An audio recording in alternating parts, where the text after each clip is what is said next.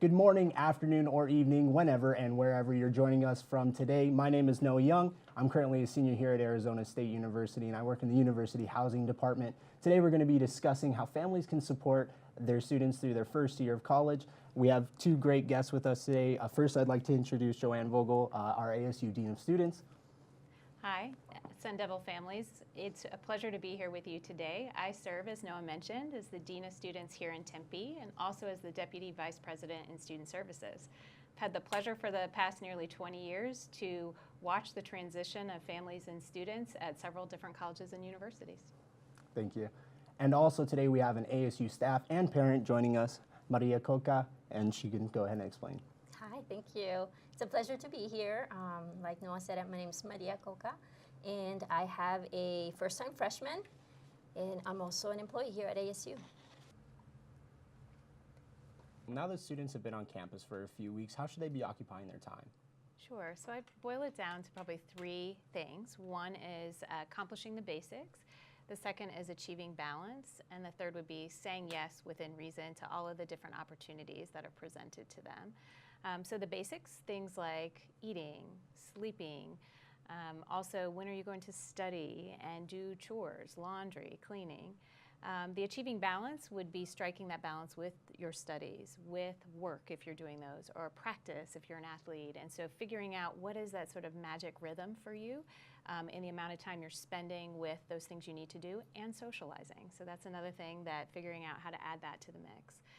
And then lastly, saying yes. So there are amazing opportunities here at ASU, and whether that's joining a club or organization, or engaging in academic research, or simply looking for a cause or making an organization that doesn't exist, is that they should be saying yes to those opportunities in order to engage more deeply in the community. Absolutely. And so, Maria, as your students transitioning, how have you supported them in their first few weeks? So it's interesting that you mentioned eating, because that was one of my concerns, right? As a Latino mom, it's the first thing that you want to do is like, is my child going to be fed? You know, we're all about feeding our children. So he's had a really great transition. At first, I wasn't sure how it's going to work out. So I've been working here for 13 years. So Gabe pretty much grew up on campus. He was part of the Sun Devil Kids Camp. He's come to the Marston Theater to do some planetarium film watching. We've gone to Gamage. So pretty much part of the community, but as a visitor. So I wasn't quite sure how the familiarity with the campus was going to affect him. But it's been so great. He's embraced it as a student. He's been going to the gym, playing basketball. He's participating. He signed up for esports. He's going to try out for esports. He's been going to the dining hall.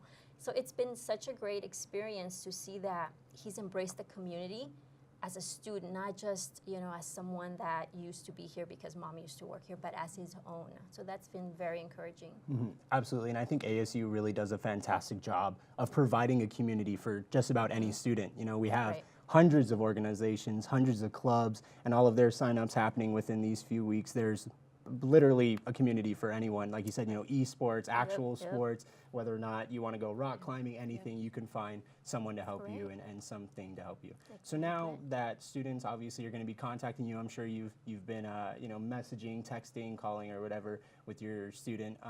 But Dean Vogel, how would you say, or what would you say are some concerns maybe that could come up whenever you're talking with students, or things that you might want to look for whenever you're communicating with them? Yeah, so I'd say it can be tempting to get concerned about any little thing or every little thing. And so we know that there are many things that could come to light: roommate conflicts or concerns, difficult assignments, am I fitting in, or they may feel lonely. And I think many of those things are quite normal. And so I think the one caution I would have is not maybe getting over involved in some of these early things that we want our students, or you want your children or your family member to be able to attempt to navigate.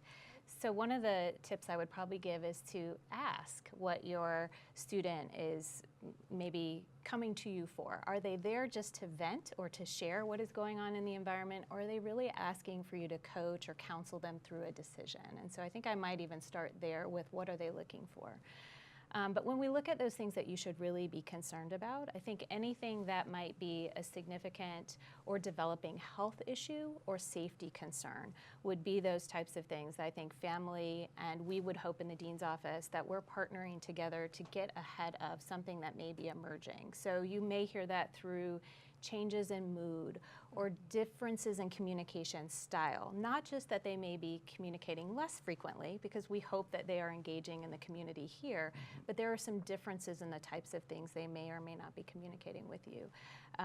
And so I think if you are paying particular attention to loneliness and homesickness, there's actually another maroon and gold family chat from the summer that you can look at, particularly about homesickness from Dr. Erin Krasnow. And so that might be one way if you are looking specifically on that resource or that concern. Yeah, definitely. I think that that's the homesickness is really something that can come up on top of many a plethora of other things, and it's important to be communicating with your parents. And I know as a student, I want to call my parents and let them know how I'm doing, but sometimes you're concerned, you don't want them to be sad, or you don't want them to be concerned about you, so it can be difficult sometimes to communicate it back. But I think as long as you're trying to have a conversation about it and you're trying to be an adult about it and you're just communicating with your student, though, there will be a time where they'll tell you the things that they feel they need to tell you, and they'll let you know exactly what's on their mind when that time comes. But obviously, it's just all about starting that conversation, definitely. And no, I don't know if you did this, but I think sometimes it's helpful for family members to know that it's easy to communicate about the things that aren't going well. And sometimes, I don't know if you ever did this, you forget to close the loop and let them know that you solved it or that things are going better. And just to let them know that that's helpful if the student is communicating that way, or if the parent wants a follow-up or family member, is to ask, how did all that go? Did things get resolved? Absolutely. And so as the semester, of course, it's still towards the beginning here, but have you had any concerns so far, or how have you gone about addressing those as this has gone?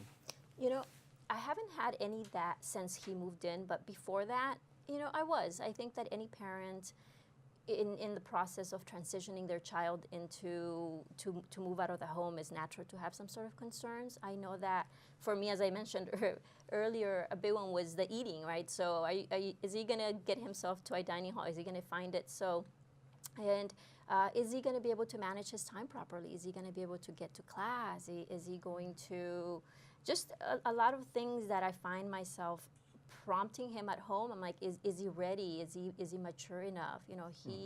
My particular student is younger, so he's not 18 yet. So I'm like, am I pushing him out too soon? He's my baby, right? So those concerns, but the way we kind of talked about it with my husband was like, listen, this campus has been your home, you're familiar, so all the resources are there.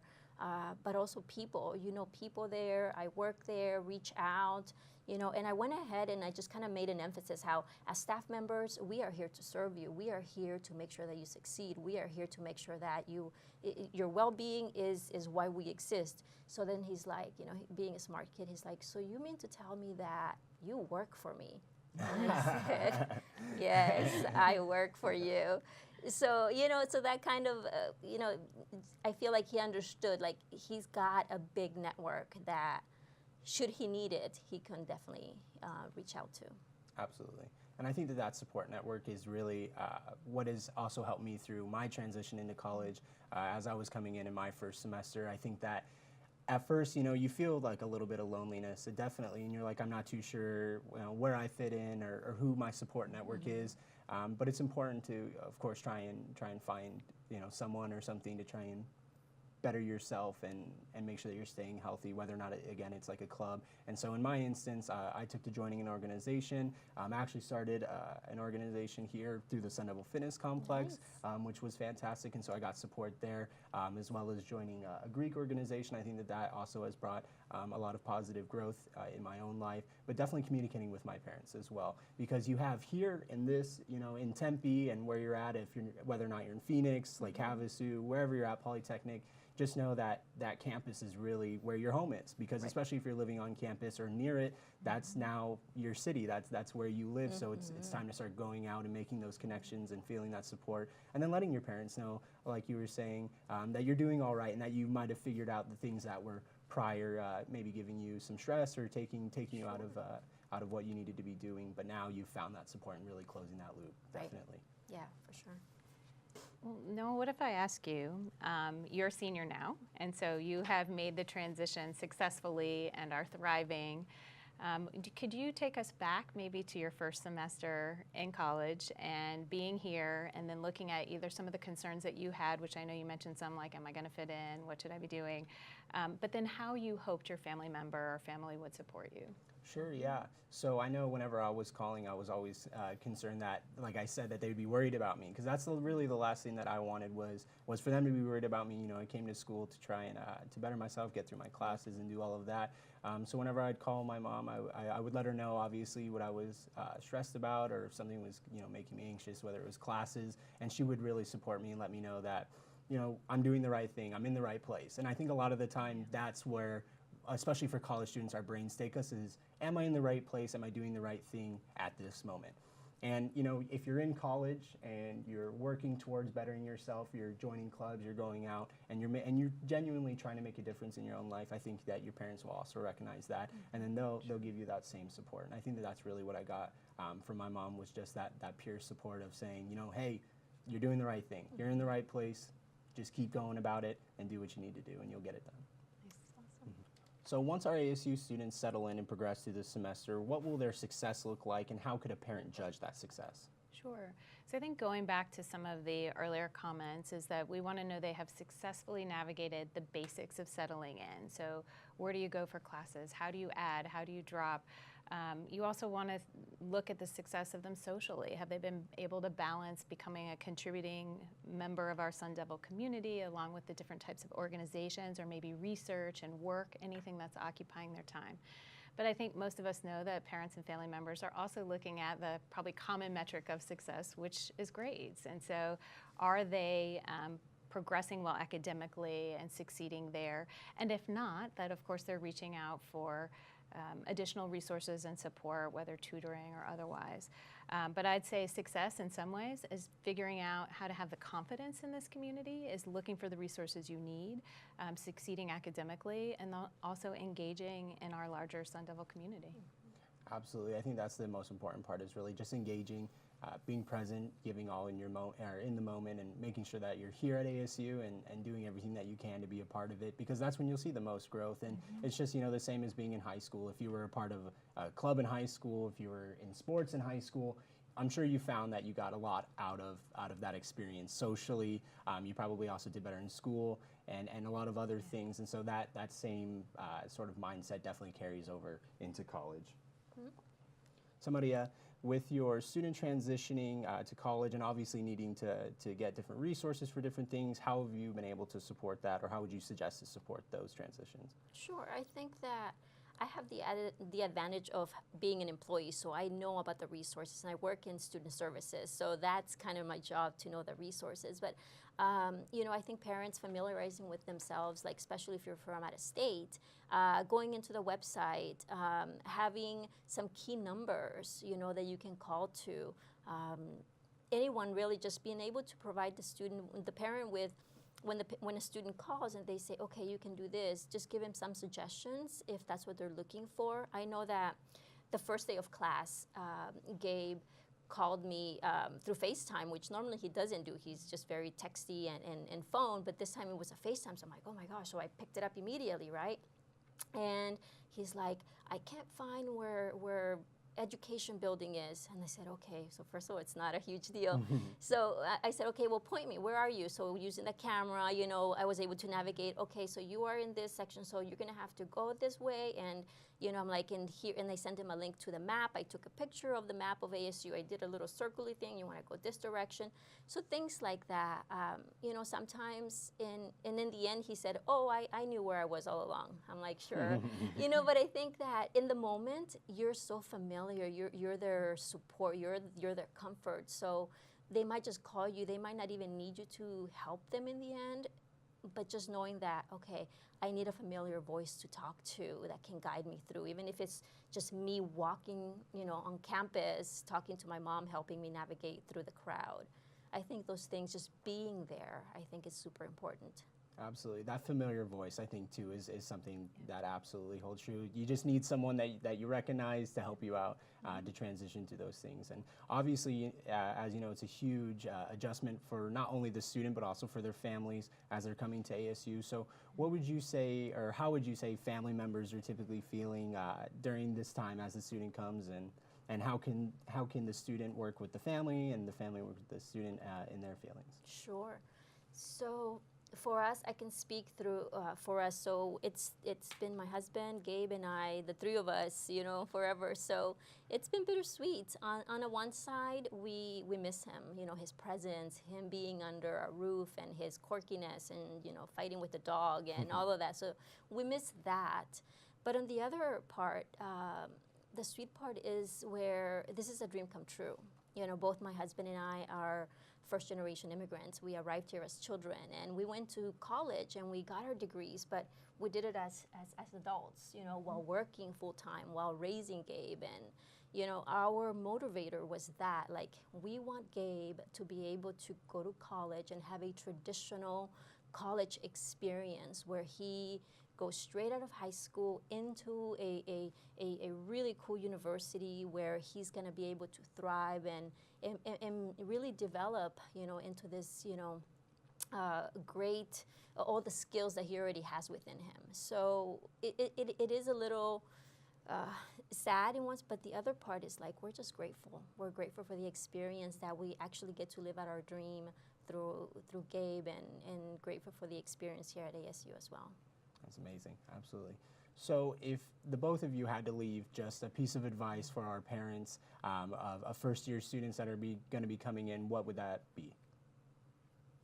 I'd say be there, just like when Gabe reached out, you were there to pick up his call, to listen with holding as much probably judgment as you can, just so that they feel, your student feels free to reach out to you at any given point in time.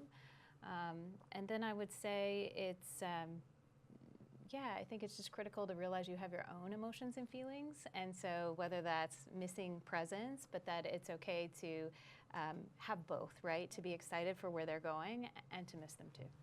Absolutely. Right. And I think that along the same lines is having a kind of communication plan. So for me, I could be on the phone with him, you know, 24/7, because I just love talking to him. But understanding that he's also transitioning and he's experiencing this new environment through this perspective of a student, right? So, but also knowing that he can call at any time and he can come home at any moment. And we reiterate that. We say, you know, are you coming home for this weekend? And we kind of make it inviting for him. So, and if he says no, like, okay, cool. You know, what do you got planned? Really just making sure that he knows that, you know, he can come home at any time. He can call at any time, and be there 100% for him. Absolutely. So that's all the time that we have for today, parents. If you have any comments or questions, please feel free to post those at Sparky's Family on Facebook, and go Devils.